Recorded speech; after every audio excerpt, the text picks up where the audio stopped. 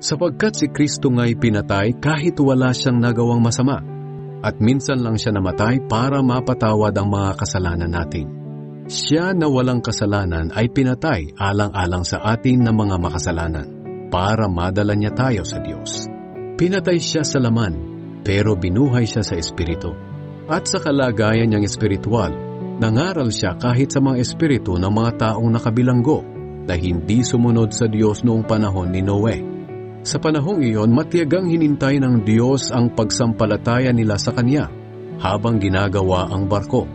Ngunit 8 tao lang ang sumampalataya at pumasok sa barko at nakaligtas sa tubig.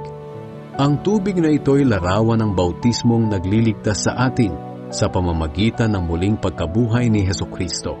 Hindi ito paghuhugas ng dumi sa katawan, kundi pangako natin sa Diyos na hindi na tayo gagawa ng anumang bagay na alam nating labag sa kalooban niya.